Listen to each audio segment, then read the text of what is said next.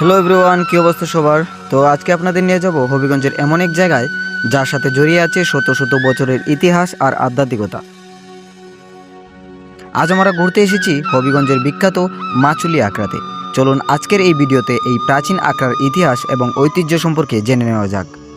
হবিগঞ্জ শহরের খুব কাছেই সুন্দর ও শান্ত এক পরিবেশে এই মাচুলিয়ার আখড়াটি অবস্থিত। এখানে পৌঁছানো একদম সহজ। কুয়াই নদী আর চারপাশের গ্রামীণ পরিবেশের মাঝে এই জায়গায় পা রাখলেই মনটা জুড়িয়ে যায়। এই আখড়ার ইতিহাস কিন্তু অনেক প্রাচীন। বিখ্যাত সাধক মনমোহন গোসাই এর পবিত্র সমাধির উপরই এটি নির্মিত হয়েছে। এটি হলো জগন্মোহিনী বাউল মতবাদের প্রথম এবং প্রধান আখড়া, অর্থাৎ এই জায়গা থেকেই এই বিশেষ বাউল মতবাদের প্রচার শুরু হয়েছিল।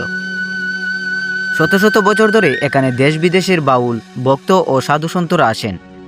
গুরু শিষ্যের সেই পুরনো নিয়ম মেনে আজও এখানে আধ্যাত্মিক সাধনা ও সেবা চলে আসছে। বিশেষ বিশেষ দিনে এখানে সাধুদের মিলন মেলা বসে, যা দেখতে সত্যি দারুণ লাগে। আপনারা যারা ট্রাভেল ব্লগ বানাতে ভালোবাসেন বা প্রাচীন ইতিহাস জানতে চান, তাদের জন্য মাচুলিয়ার আখড়া একটি দারুণ জায়গা।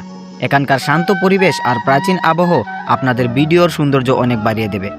তবে একটা কথা অবশ্যই মনে রাখবেন, এটি একটি পবিত্র স্থান, তাই ভিডিও করার সময় অবশ্যই সেখানকার পরিবেশ ও মানুষের প্রতি সম্মান বজায় রাখবেন।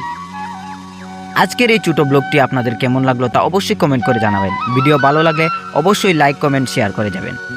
দেখা হচ্ছে নতুন কোনো ব্লগে। সবাই ভালো থাকবেন। ধন্যবাদ।